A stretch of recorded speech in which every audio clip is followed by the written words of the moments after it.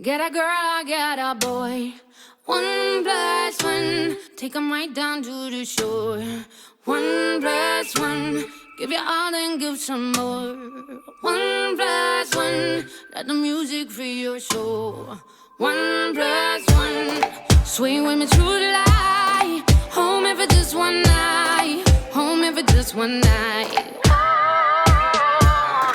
We live for the beat, baby. You're all I need, baby. 자, 여러분 안녕하십니까?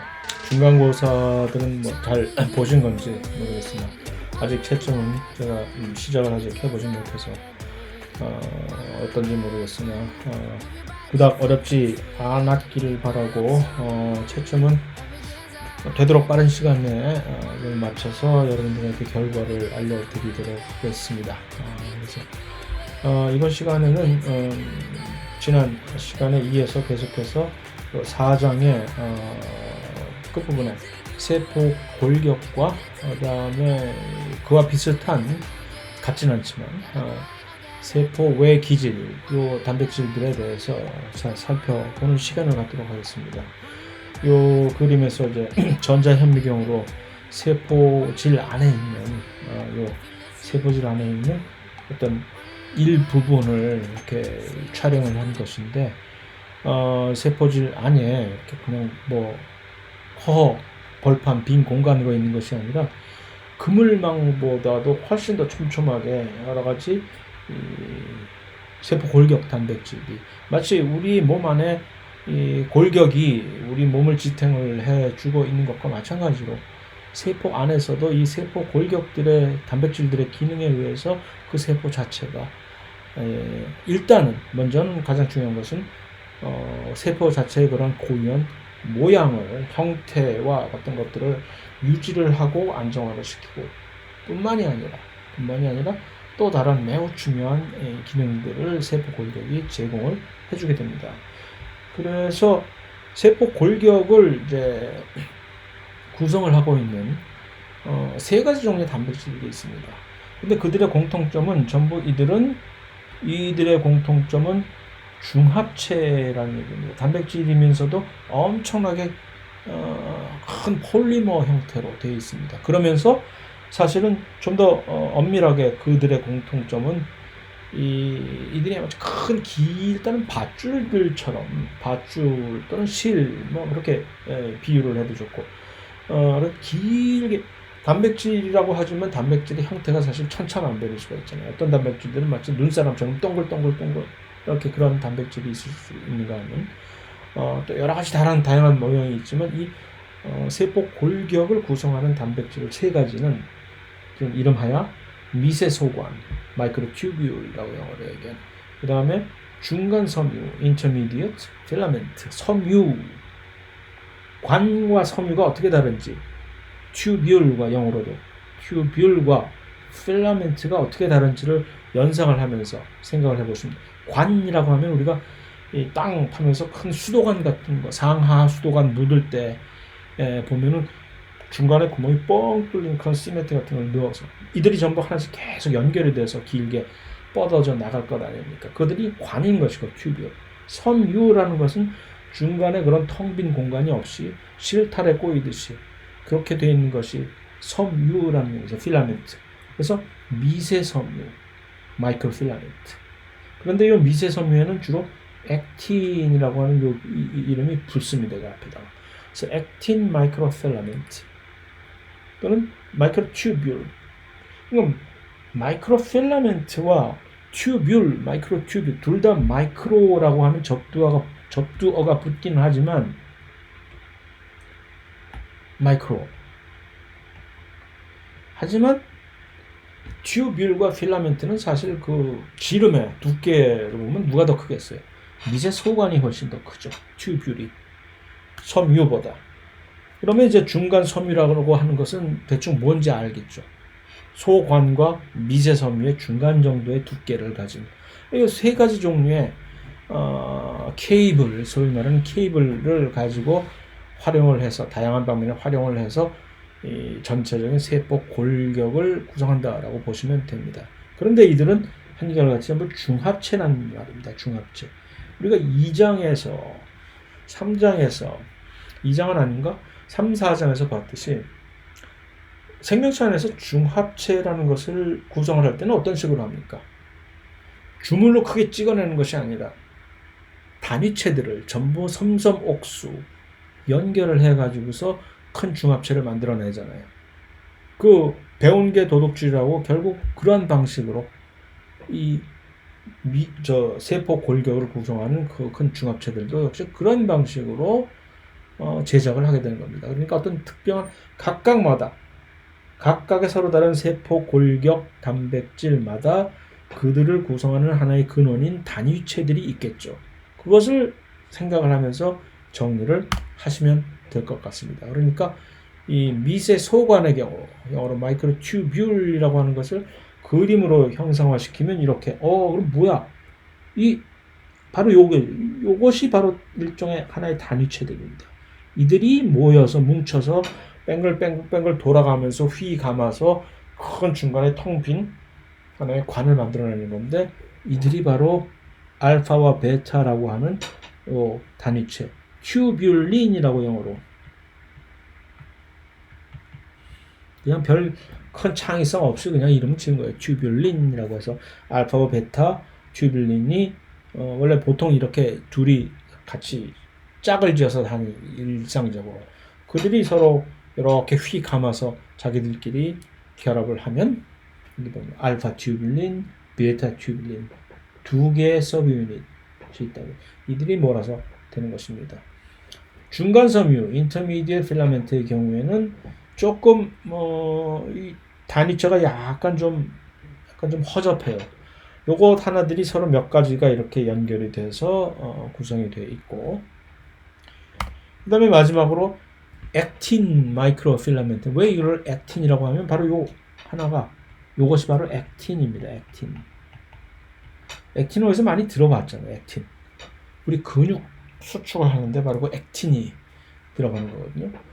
그래서 요 액틴들이 단위체들이 길게 해서 액틴의 하나의 그 중합체를 형성을 하는 겁니다. 그래서 좀 더 깊게 얘기하면 이것은 G-액틴, 글로뷸라 단위라고 하고 이긴 파이브로스에서 F-액틴이라고 얘기를 하는데 그건 뭐 괜히 말 꺼냈나? 그래서 이 세 가지 종류의 그런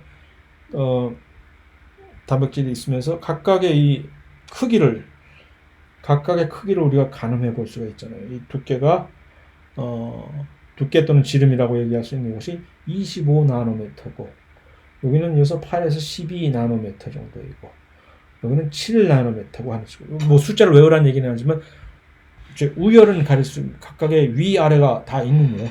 찬물도 위아래가 있으니까 누가 길고 짧은 건 이렇게 대볼 수가 있다는 것이죠. 자, 그게 중요한 게 아니라 뭐 하는 친구들이냐? 일단은 언급했듯이 세포의 형태가 유지가 됩니다. 이에 의해서.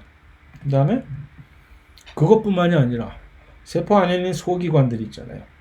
이 세포 안에 있는 소기관들이 그냥 어떤 특정한 위치에 우리가 세포 하나를 딱 이미지를 연상해 봤을 때 주로 조면소포체는 어디쯤에 위치해 있고 골지체는 어디쯤에 위치해 있고 뭐 하는 그런 일종의 이 소위 말하는 스테레오 타입이 있잖아요.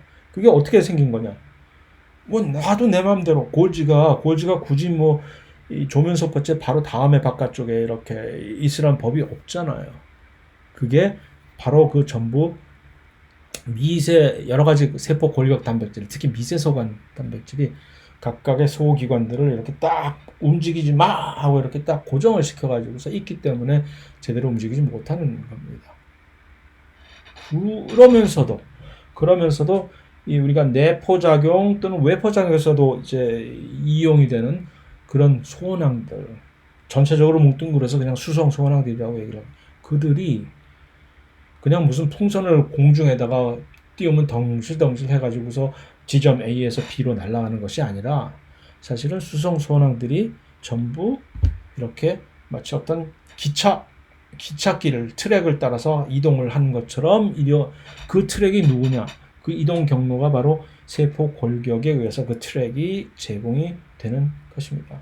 그래서 그것을 이제 요약을 해서 보면 여기에 있는 이 일종의 상피세포가 여기 이렇게 있는데, 상피세포를 예를 들기 좋은 것이 위쪽과 아래쪽이 이렇게 서로 모양이 다르잖아요. 상피세포는 위쪽엔 이렇게 돌기가 마치 손가락처럼 이렇게 돌기가 나와 있는 이런 것으로 해서 언급을 이미 전에도 했지만 표면적으로 훨씬 늘리고 해서 여기서 주로 이 상피세포들은 내장에 특히 요 소장 같은 쪽에 영양소를 흡수하는 표면에 이렇게 돌기가 이렇게 구성이 되어 있는 게 아주 특징입니다만, 이렇게 해서 이거 누가 만들어 놓은 것이냐, 이런 모양 어떻게 만들어 놓은 것이냐, 안에서 보면 이렇게 지금 안쪽에 액틴 미세 섬유들이 이렇게 피아노 선들이 깔려 있는 것처럼 쫙쫙 뻗어나가 있기 때문에 이러한 특정한 모양이 만들어지는 것이고, 또 한 가지는, 그래서 여기 미세 소관들은 대한항공 색깔의 이 색깔로 표시가 이렇게 되어 있는데, 이들이 주요 국도와 고속도로 같은 큰 간선도로들을 제공해주는 역할을 하게 되고, 또한 그와 동시에 어떤 특정한 대형 소기관들을 특정 위치에 고정을 시켜주는 역할도 이렇게 하게 되는 것입니다. 그래서 딱 보면 여기에 이렇게 고정을 시키고, 여기 딱 보면 어떤 특정한 수성 소원항이 이렇게 이동을 미세 소관 위를 따라서 이렇게 이동을 하고 있잖아요. 이동을 하게 되는 이 근간은 사실은 여기 요 모터 프로틴이라고 해서 이것을 운동 단백질이라고 얘기를 하는데, 운동 단백질 각각의 특정한 이 세포 골격 단백질 위로 움직일 수 있는 그런 단백질들이 있습니다. 그러한 단백질들 우리는 모터 프로테인, 운동 단백질이라고 한국말로 얘기를 하는데, 그러니까 지금 이 미세소관 길을 깔아 놓은 역할을 하는 미세소관 위를 특정하게 움직이는 운동 단백질이 있고, 액틴의 경우에도 마찬가지죠. 액틴 미세 섬유 위를 움직이는 운동 단백질이 또 따로 있고, 물론 중간 섬유는 없습니다. 그래서 그러한 운동 단백질들이 마치 물 항아리를 메고 이렇게 움직이는 한 걸음 한 걸음 걸음을 옮기는 사람처럼 마치 이 물 항아리가 수성 소낭에 비유를 할 수가 있는 거죠. 운동 어떻게 움직일 수 있을까요? 그 운동 단백질들은 ATP 가수분해를 해가지고서 한 걸음 한 걸음 옮길 때마다 ATP를 소진을 하면서 이렇게 움직이는 거죠. 그런 식으로 해서 사실 수송이 이루어지는 것입니다. 그래서 다양한 그런 기능들이 여기서 이렇게 정리가 되고 있는 것이고, 여기 보면 마치 액틴은, 그러니까 아까 미세 소관은 마이크로튜뷸리 국도와 고속도로를 이렇게 제공해주는 큰 굵직굵직한 길을 만들어준다면, 액틴은 작은 이 로컬 마을버스가 다니는 길 같은 작은 지선도로 같은 그런 도로를 또 제공해주는 역할을 이렇게 하게 됩니다. 크기가 작으니까 이 친구들은. 또 상피세포뿐만 아니라 이것은 지금 신경세포의 말단을 이제 이렇게 보여주는 것인데, 신경세포는 원래 뭐 잘 아시겠지만, 혹시 모른다 해도 상관없지만, 모양이 희한하게 생겼잖아요. 이렇게 쭉 해가지고 이렇게 돼 있잖아요. 보통 신경세포가. 그러면 잘 그런지는 모르겠으나 그 일부를 지금 이렇게 확대해서 이쪽 말단 부분을 보여주는 것인데, 이런 특이한 모양들이 전부 그러니까 이 세포 골격 단백질들에 의해서 가능해졌다는 얘기이고, 또한 이렇게 길게 지금 늘어진 이 모양을 따라서 신경 전달 물질들이 이제 이동을 해서 신경 신호가 전달이 되는데, 물론 일반 생물 2에서 우리가 다룰 내용이지만, 이거 자체가 전부 이렇게 여기 깔려 있는, 이건 뭐예요?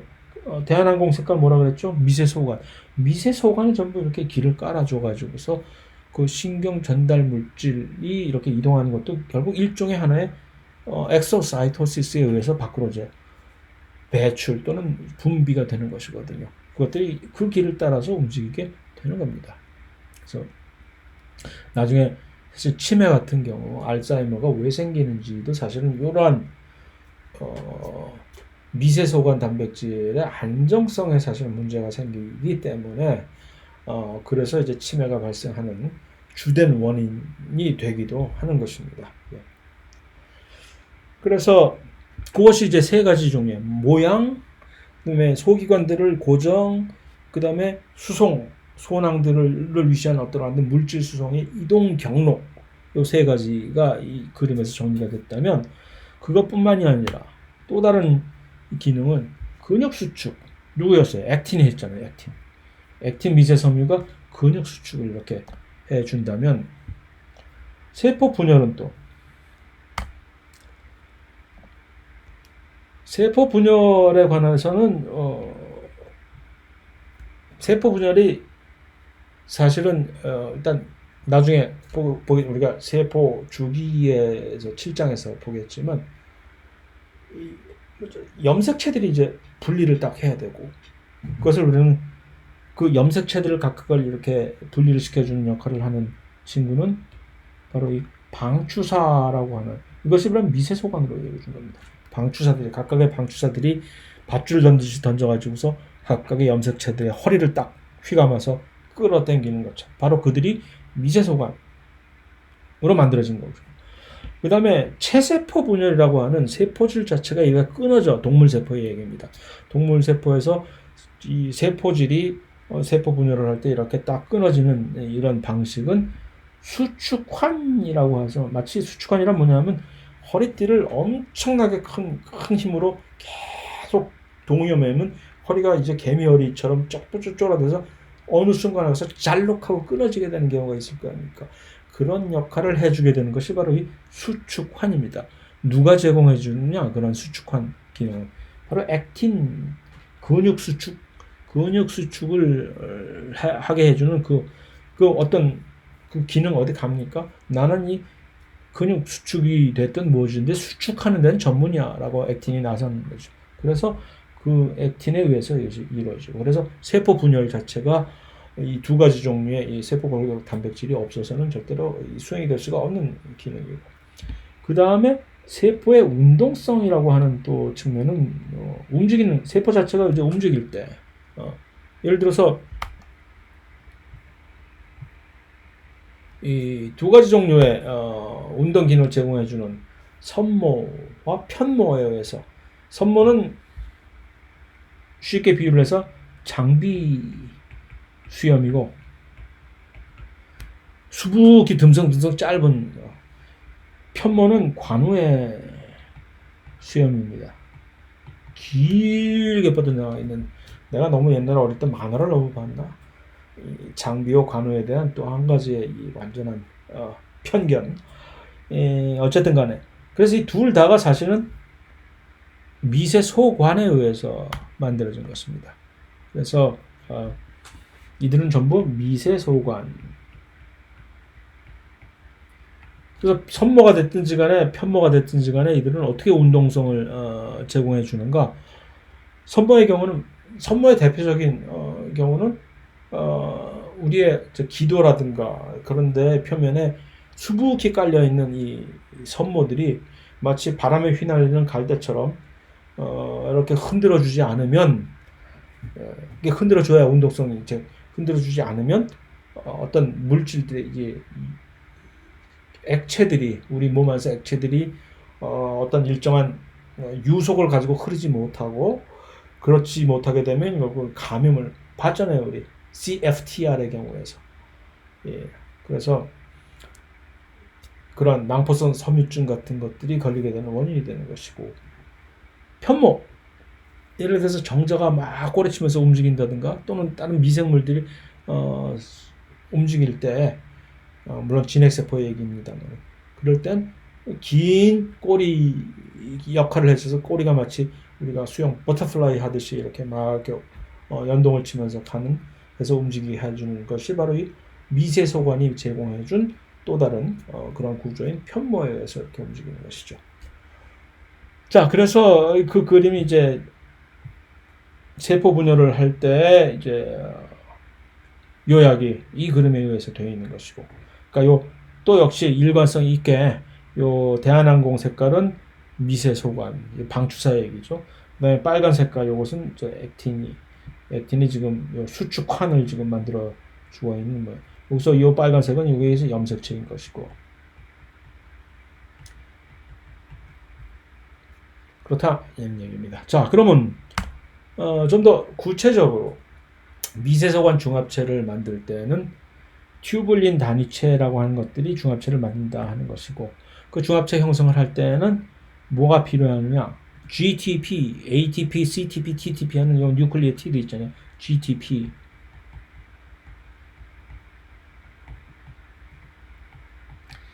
요것이 튜블린에 갖다 붙어야 예, 제대로, 다시 말해서 요 알파와 베타라고 하는 요 튜블린, 요네 빨간 요것들이 바로 GTP입니다. 이들이 붙은 상태에서 이들은 여기를 이렇게 휘감아서 중합체를 이렇게 형성을 하게 되는 것입니다.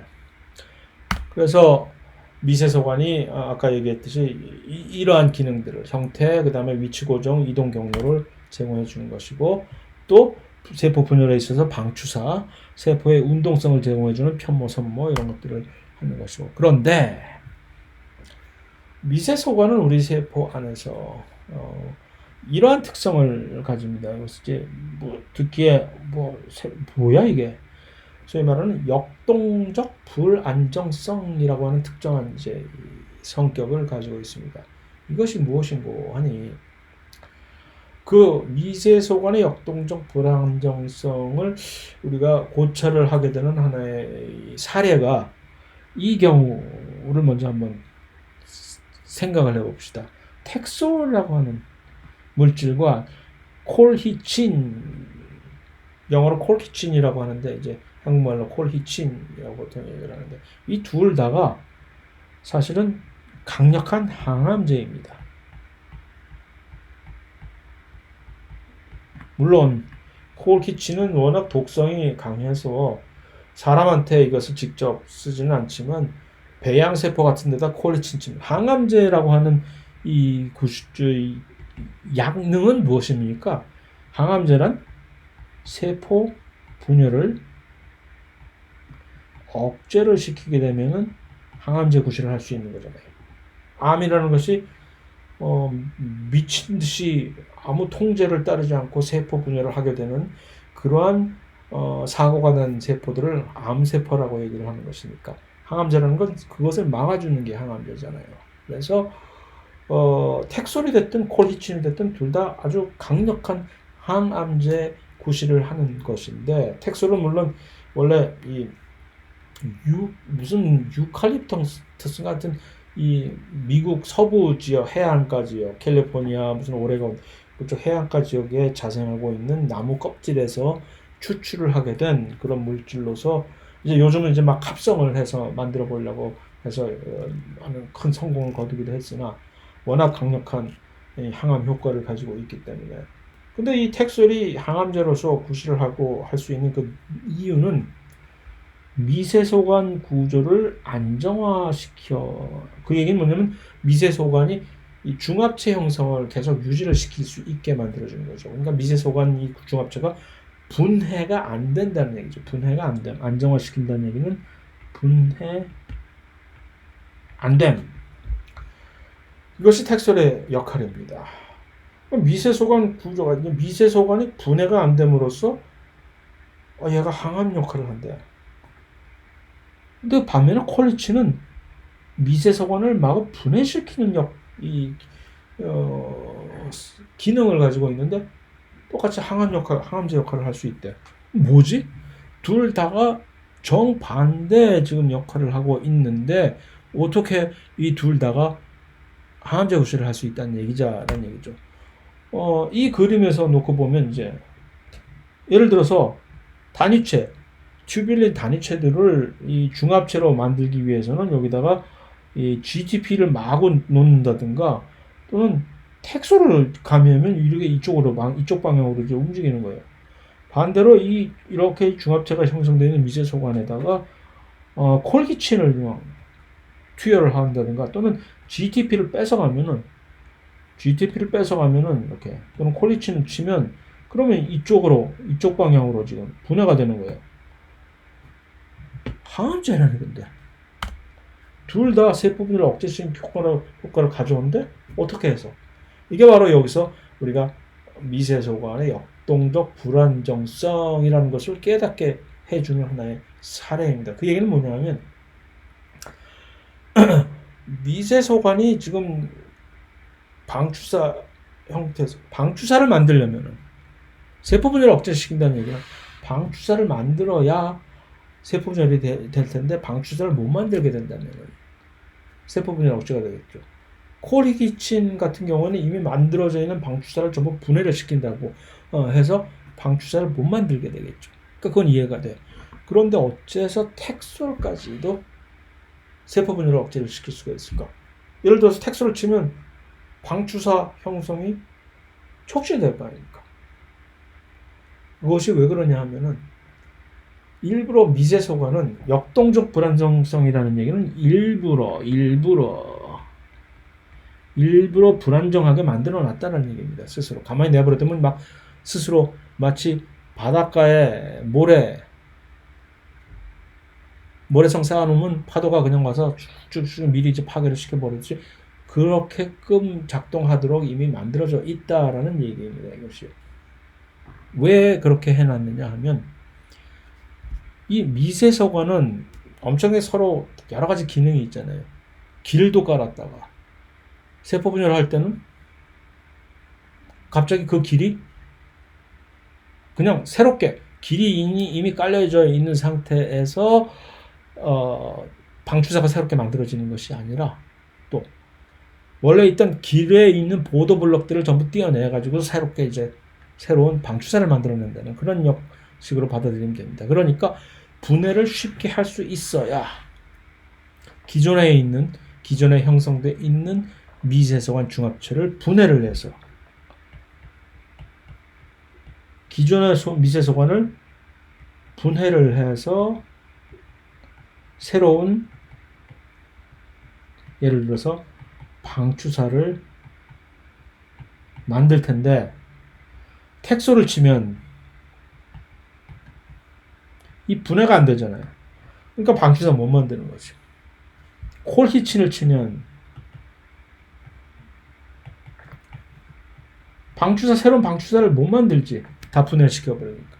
그래서 이 둘 다가 세포 분해를 억제시킬 수 있는 이유가 되는 것입니다. 그래서 여기서 우리가 얻는 교훈까지 굳이 이런 미세소관, 일개 미세소관에 우리가 교훈을 얻어야 돼. 하지만 이 역동적 불안정성이라는 것을 이제 여기서 확인을 할 수가 있는 거죠. 왜 미세소관은 일부러 만들어 놓고 나면은 스스로 자멸을 하도록 그렇게끔 만들어 놨을까? 그래야 분해하기가 쉬워야 새롭게 또 다른 것을 만들기가 쉽기 때문에 그렇다는 것이 중심입니다. 그러면은 분해가 되지만은 안정적으로 유지해야 되는 그런 미세소관들은 어쩌라고? 예를 들어서 긴 이 신경세포를 이렇게 구성하는 그런 미세소관들 그렇게 불안정했다가는 우리가 어떻게 신경 전달을 합니까? 그래서 치매 걸리는 거 아닙니까? 거기에는 또 다른 단백질들이 그것을 분해를 쉽게 못하도록 이렇게 딱 막아주는 마치 손가락에 끼는 골무처럼 이렇게 딱 보호를 해주는 그런 단백질들이 그것을 억제를 해줍니다. 하지만 근본적으로는 미세소관은 이런 식으로 역동적 불안정성을 근간으로 이렇게 이용이 된다는 얘기죠. 그래서 이 모든 미세소관들은 중심체라고 하는 센트럴 바디 또는 센트로솜이라고 센트럴 바디 또는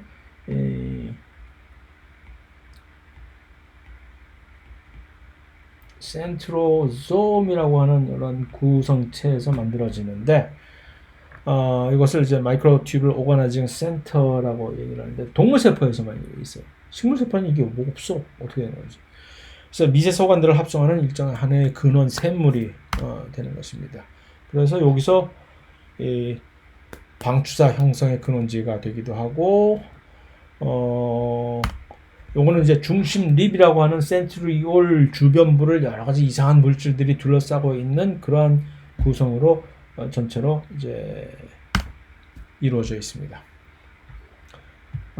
그래서 삼합체 구조고 편모와 산모를 무슨 형성하는 기본 구조를 제공하기도 한다는 이상한 그런 얘기는 누누이 강조하지만 뭐 굳이 중요하게 옛날에 여러분이 중고등학교 때 생물을 혹시 배우셨다면 이것을 언제나 계속 강조를 하기도 하겠으나 큰 대세 전체적인 맥락을 볼 때 별로 그다지 중요한 것이 아닌데 왜 계속해서 나오는지는 모르겠어요.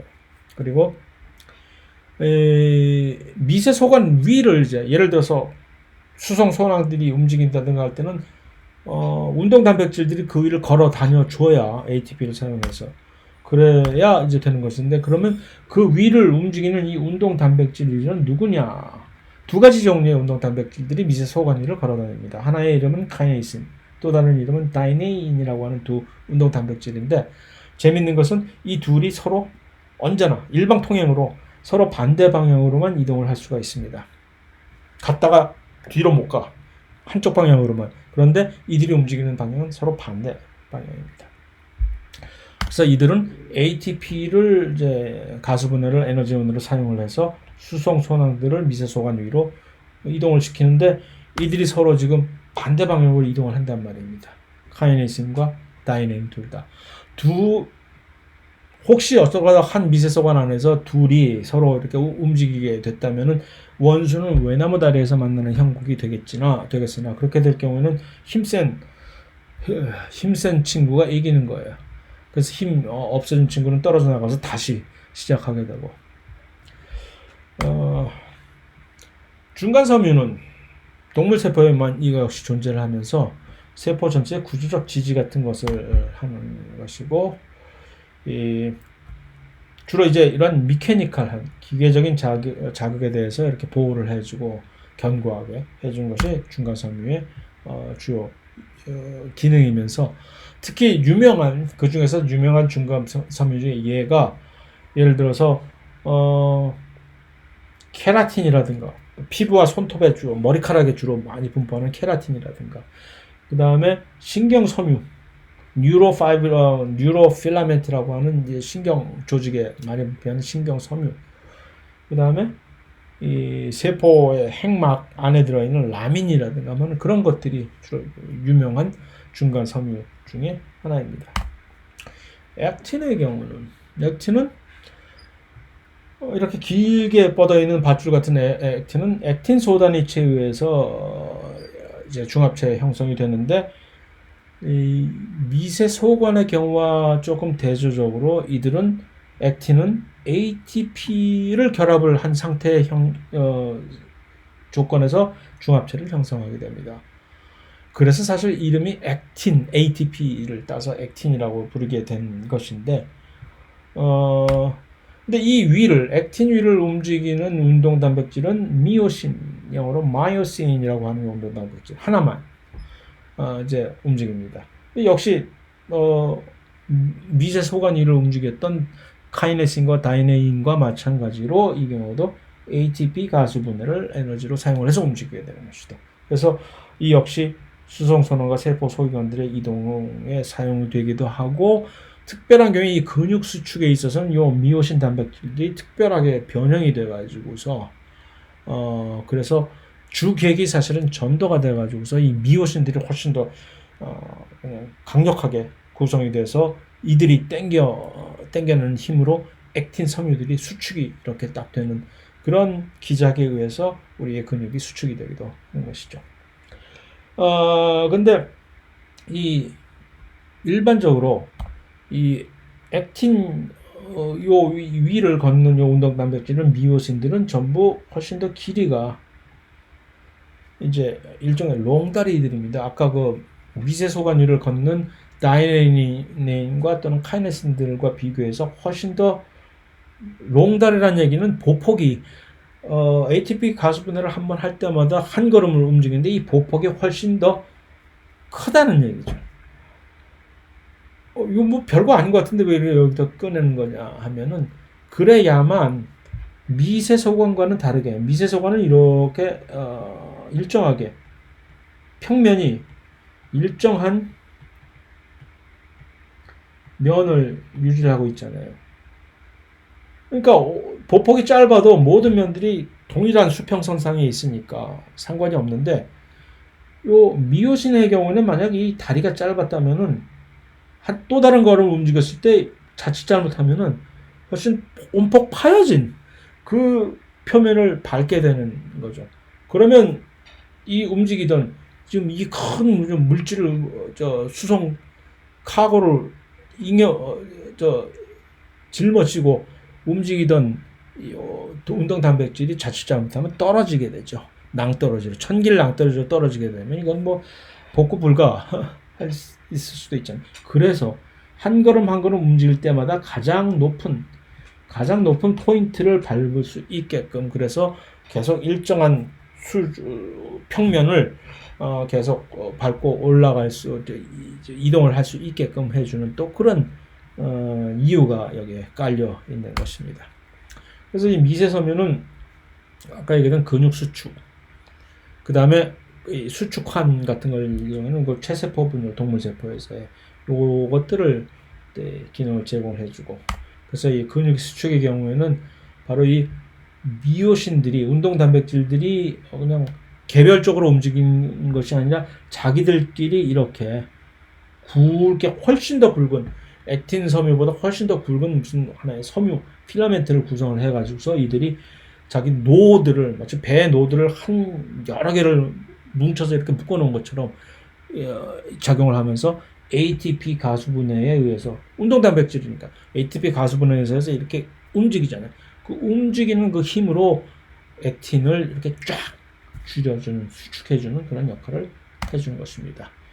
아까 이제 보여드린 그림이고 그 다음에 또 미세섬유의 또 다른 하나의 기능은 이제 아메바 같은 경우 위족이라고 하는 수도파라고 하는 이 위족이라고 하는 이것을 제공해 주는데 요 그림에서 지금 이 그림에 아메바가 여기 지금 먹이를 딱 잡아가지고서 안으로 지금 들어서 이제 내포 작용을 통해 가지고서 먹어버릴 거예요. 이제 요 다음 장에서 우리가 내포 외포를 이제 특히 내포 작용의 세 가지 종류를 좀 더 자세히 살펴볼 예정이긴 하지만 이게 어떻게 된 거냐면 마치 표면이 세포 표면이 아메바 같은 경우는 이렇게 쭉 뻗었다가 잡아서 갑자기 이게 줄어들면서 이렇게 안으로 빨아들이게 되잖아요.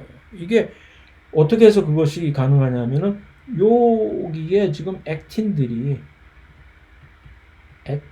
지금 갑자기 급 합성이 지금 재빠르게 되는 거예요. 그래서 이게 쭉 신장이 됐다가 이렇게 줄어들 때는 이 액틴이 갑자기 급 분해가 되면 그러면 이들이 짧아지고 그래서 그러한 식의 그러니까 쭉쭉쭉 뻗어나갔다가 줄어드는 이러한 것들을 우리는 어떤 기관 하나의 가짜다리라고 해서 수도파 또는 위족이라고 얘기를 해주는데 아메바는 그런 식으로 해서 자기 표면이 막 들쭉날쭉 이렇게 움직이잖아요. 우리의 백혈구 중에 일부 어떤 종류의 백혈구들은 예를 들어서 대식세포라든가 또는 호중구라든가 하는 그런 백혈구들은 그런 식으로 이와 비슷한 아메바의 위족과 비슷한 식으로 이걸 쭉 뻗어가지고 침입한 세균을 딱 잡아서 안으로 잡아먹어서 파괴를 해버리게 되거든요. 이거 역시 같은 방식으로 액틴이 쭉 합성이 됐다가 분화되는 방식으로 이들이 이것을 작동을 하게 됩니다. 그것이 이제 간단하게 살펴본 세포 골격에 관한 것이었고 요 다음 단계에서는 다음 절에서는 세포 외의 기질이라고 해서 Extracellular Matrix 줄여서 ECM이라고 주로 얘기를 하는데 Extracellular Matrix라고 하는 요것들은 무엇이냐? 이거 역시 동물 세포에서만 만들어지는 것인데 세포 안에서 만들어가지고 밖에다 던져버리는 분비되는 매우 분자량이 큰 고분자 당단백질입니다. 단백질인데 여기에 물론 세포 외부로 던져지니까 그 얘기는 뭐냐면은 분비가 되는 단백질들이니까 어떤 경로로 왔겠어요, 이들이. 조면소포체 표면에서 조면소포체 내부에서 당 부착되고 골지에서 또 당 부착되고 하니까 당연히 이들은 당이 안 붙어 있을 수가 없겠죠. 엄청나게 훨씬 당 부착이 심화가 되어 있는 그런 형태로 이 단백질들은 밖으로 던져진 단백질입니다. 왜 이들은 던져졌을까? 일단 이들은 어디서 주로 만들어지느냐? 결합조직 세포 중에서 특히 이런 바깥쪽에다 이런 세포 외 기질 단백질들을 만드는 것을 전문으로 하는 세포들이 있는데 이들을 파이브로블라스트라고 하죠. 섬유아세포라고 한국말로 얘기하는데 이들에 의해서 분비가 됩니다. 섬유아세포의 현미경으로 본 형광현미경과 일반적인 광학현미경으로 본 일반 특정한 세포입니다. 모습들입니다. 그래서 이들은 여기에 이제 몇 가지 종류의 세포 외 그러한 세포 외 기질 단백질들이 이제 이렇게 표현이 되는데 우리가 대표적으로 알고 있는 콜라겐 대표적인 그런 세포 외 기질 단백질입니다. 엄청나게 길면서 콜라겐은 주로 뭐 하는 것이냐? 일종의 용수철, 침대 스프링 기술 같은 것 역할을 해주는 거죠. 콜라겐이 바깥에 있으면서. 그러니까 콜라겐들이 신축성을 제공해주기 때문에 피부에 탄력을, 콜라겐이 많이 있으면 피부에 탄력이, 그러니까 충격 흡수를 해주는 거죠. 이제 콜라겐은. 그 다음에 그와 비슷하게 콜라겐과 기능이 비슷한 일레스틴이라는 단백질도 있습니다. 구조와 기능이 비슷하죠. 신축성이 매우 있는. 그 다음에 파이브로넥틴이라고 하는 이 단백질은 또 다른 세포 외 기질 단백질은 인테그린과 주로 이제 상호작용을 주로 많이 하면서 세포들의 상호작용의 인식이라든가 또는 혈액 응고라든가 같은 그런 반응을 할 때 참여를 하게 되는 것이고 그래서 이 인테그린은 왜 세포막에 이렇게 걸쳐 있는데 인테그린은 세포막에 걸쳐 있는데 어째서 세포 외 기질 단백질이냐 바깥에 완전히 내던져진 그런 세포 외 기질 단백질들과 이러한 밀접한 어떤 상호작용을 통해서 바깥 세상이 어떻게 돌아가는지 바깥쪽에서 어떤 압력이 가해졌을 때 바로 이 인테그린에 의해서 그 압력이 안쪽으로 전달이 되기도 하고 하는 식으로 하기 때문에 인테그린조차 세포 외 기질 단백질 중에 하나로 간주를 하는 것입니다. 그 다음에 또 다른 프로리오글라이칸이라고 하는 이 단백질은 주로 이게 우리의 관절 같은데 이제 많이 존재하는 것으로서 엄청나게 많은 당 단백질들이 이제 이렇게 복잡하게 이렇게 있는 것으로서 충격 흡수에 또 역시 이렇게 아주 특화된 그런 단백질입니다. 그래서 요약하면 그러니까 일종의 왜 그러한 세포 외 기질 단백질들이 있느냐 기능들이 있으면 일단은 하나는 이러한 충격 흡수 및 구조적인 보호를 해주는 마치 패딩을 깔듯이 우리가 바깥에 그러한 역할을 해주는 대표적인 그러한 세포 외 기질 단백질이 하나는 콜라겐 또 하나는 좀 전에 봤던 프로리오글라이칸 같은 그런 단백질들이 그런 기능을 해주고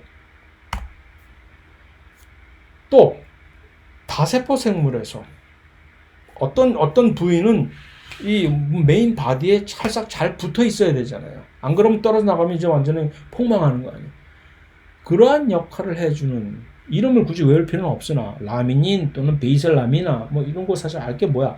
하지만 그래서 어떤 특정한 조직 세포들이 위치를 안정적으로 고정을 시켜주는 어떻게 일종의 접착제 구실을 해주면서 하는 그러한 세포의 기질 단백질들이 또 필요한 것이고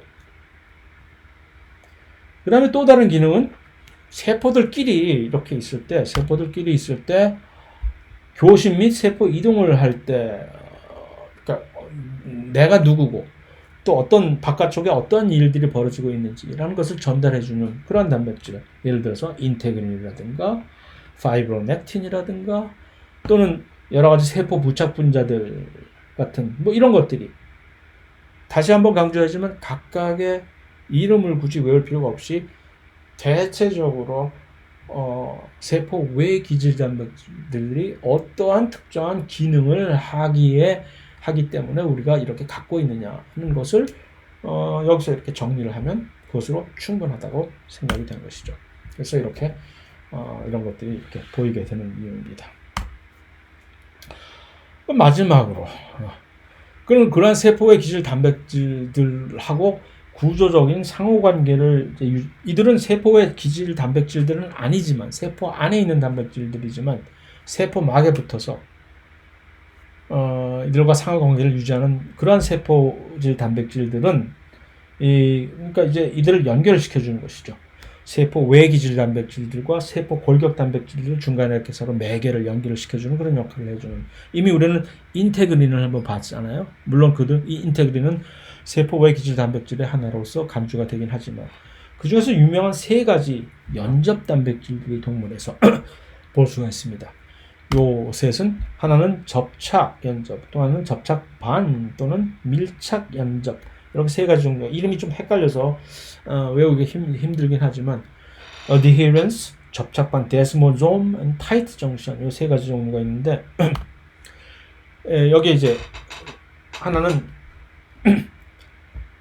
adherence 접착 연접이 여기 이렇게 보여지고 그 다음에 밀착 연접이 tight junction은 저 위에 이렇게 있고 그 다음에 접착 반이라고 하는 것은 주로 이제 제일 밑에 이렇게 세 가지 종류의 그런 연접 단백질들이 특히 상피세포 같은 이런 맨 바깥쪽에 이 보호막을 구성을 해야 되는 우리의 피부를 구성하는 그런 쪽에 이들이 주로 활성화가 많이 되어 있는데 이 세 가지 종류들은 이제 먼저 접착 연접, 그다음에 접착 반, 그다음에 밀착 연접 이렇게 이런 것들이 있는데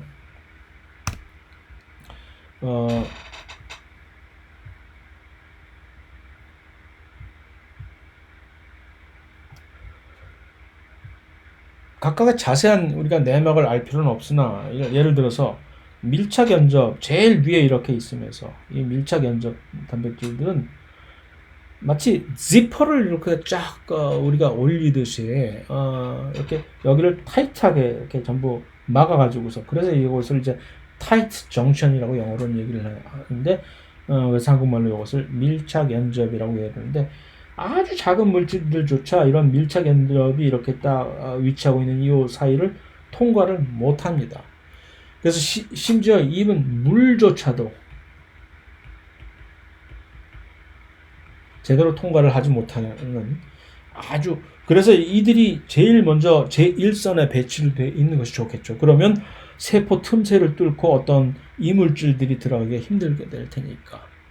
그래서 맨 위쪽에 바깥쪽과 위치하는 맨 위쪽에 요 밀착 연접이 이렇게 존재를 하는 것이고 바로 그 밑에는 좀 더 기계적으로 고정을 시켜주게 되는 접착 연접이라고 하는 것이 여기에 딱 이렇게 존재를 하고 그 다음에 그 바로 밑에는 훨씬 더 강력하게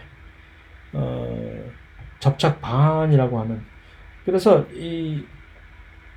이들의 기능은 조금 약간씩 이렇게 이제 이 강도와 기능이 조금 다르면서 이들이 수행하는 연결하는 방식도 조금 다르지만 그 자세한 것을 여기서 굳이 골치 아프게 볼 필요는 없이 세포 생물학 시간에 가면 물론 자세하게 이것들에 대한 구분이 이루어질 것입니다만 다시 정리 요약을 해서 요 세 가지 종류의 그런 밀착, 접착, 접착반 하는 요 연접하는 단백질들이 같이 각각의 인접한 세포들을 흩어지지 않게 고정을 시켜주고 또한 그 세포 틈 사이로 어떠한 다른 이물질들이 파고들지 못하게 하는 그러한 전체적인 기능을 제공해 준다라고 정리를 하면 충분할 것 같습니다.